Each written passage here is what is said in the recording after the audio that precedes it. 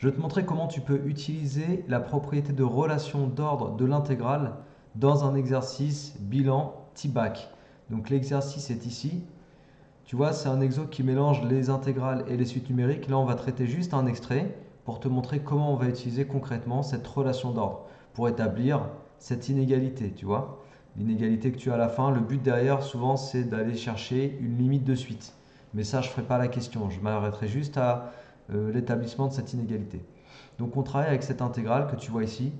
Clairement, on ne peut pas calculer directement IN parce que tu vois la fonction qui est sous l'intégrale, tu ne peux pas trouver sa primitive comme ça d'un claquement de doigts. Tu n'as pas de formule dans ton tableau des primitives qui te permet de faire ça. Donc, la question 4a, on te demande de justifier, quand tu es sur l'intervalle 0,1, on te demande de justifier cette inégalité. Donc, premièrement, je vais justifier que x puissance n, blablabla, donc tu la vois bien. Alors, hop. Donc, question 4a.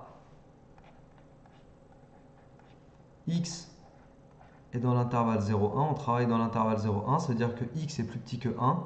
Du coup, tu es d'accord avec moi pour dire que 1 moins x te donne un nombre plus petit que 1.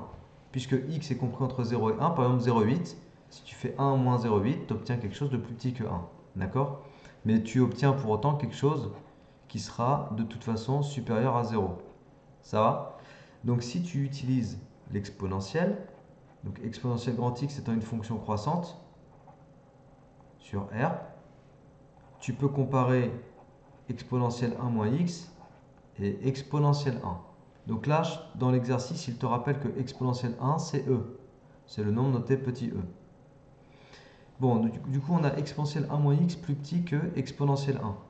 Tu vas multiplier des deux côtés de ton inégalité par... d'ailleurs, on peut même... ouais, je peux même te mettre exponentielle 0 ici, tu vois. Exponentielle 0, c'est supérieur à 0 puisque ça fait 1. Et du coup, en fait, là, je vais me ramener à supérieur à 0. Donc, tu multiplies toute l'inégalité par x puissance n. Tu vois, je multiplie tout le monde par x puissance n qui est positif, comme on est sur l'intervalle 0,1. Donc là, à droite, tu obtiens x puissance n fois e, exponentielle 1. Au milieu, tu obtiens x puissance n exponentielle 1 moins x. Et puis à gauche, x puissance n fois 0, ça reste 0. Bah voilà, c'est fait, je crois. C'est pas ça qu'on devait établir? Je crois, hein. T'as vu? Voilà. L'inégalité est posée. Donc on a établi cette inégalité et elle va nous servir inévitablement pour la fin. Tu vois, tu es en question 4a, 4b, 4c, tu es dans un enchaînement de questions. Donc forcément, on va réutiliser tout à l'heure cette inégalité pour conclure sur l'inégalité finale.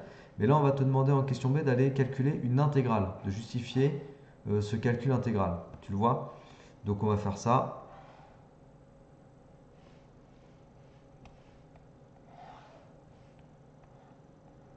Alors, on te demande l'intégrale de 0 à 1 de x puissance n fois e dx.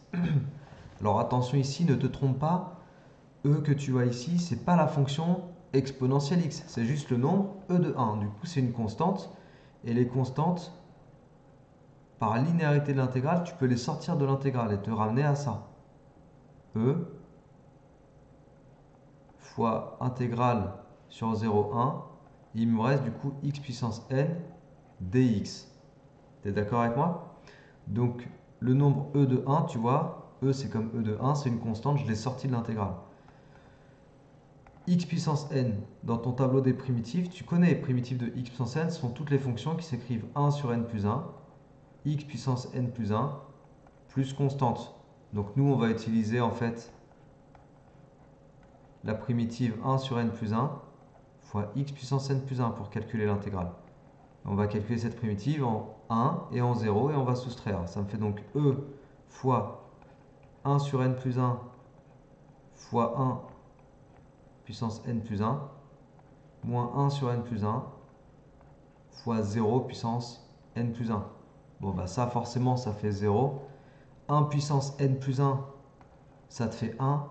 Du coup, il te reste quoi? Ben, il te reste uniquement e fois 1 sur n plus 1.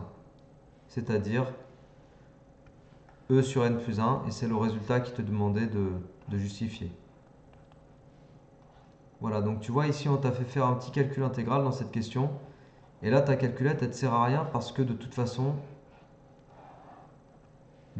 en fait, tu as la variable petit n, d'accord, qui n'est pas définie spécifiquement. Du coup ta calculette ne peut pas te calculer un truc avec petit n.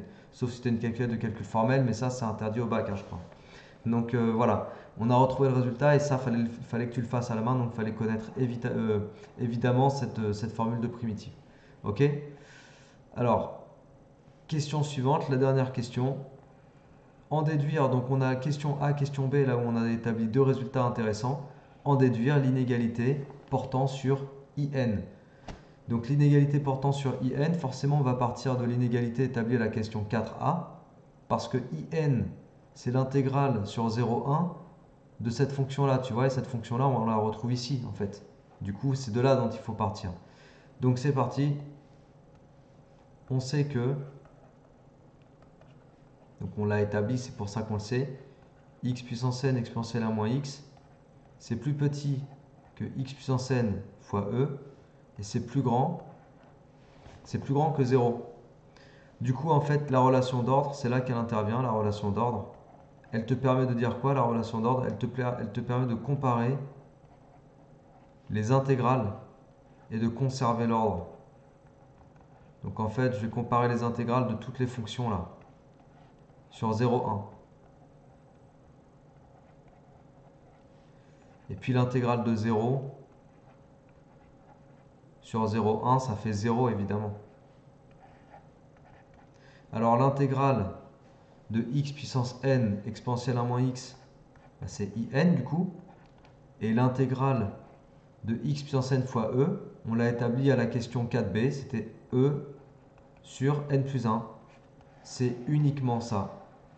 Donc tu as vu, j'ai voulu te montrer comment on utilise la relation d'ordre, comment on la fait intervenir concrètement dans une question où on te demande d'établir des inégalités. En général, c'est ça, hein, c'est que vu que c'est une relation qu'on utilise avec des inégalités, tu vas l'utiliser forcément quand on te demande de poser une inégalité, de démontrer une inégalité. Donc là, concrètement, ce qu'on te demandait dans la question 4C.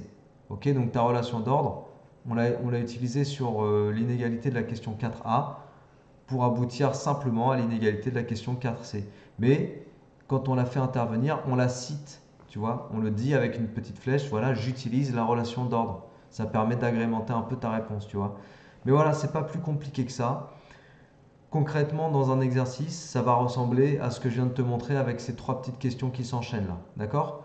Donc c'est tout pour cette vidéo. Je voulais te montrer comment apparaissaient les questions liées à la relation d'ordre des intégrales dans un exercice bilan type bac pour ce qui est de l'extrait que je t'ai choisi. J'espère que ça t'a plu et que ça t'a permis de comprendre simplement comment on fait. N'hésite pas à le refaire par toi-même, comme ça tu l'appliques et puis tu comprends au moins absolument tout ce qu'on s'est dit sur cette vidéo. Voilà, donc abonne-toi à la chaîne si tu n'es pas abonné et partage autour de toi mes vidéos si tu trouves qu'elles sont bien. Et d'ici là, je te dis à la prochaine. Ciao!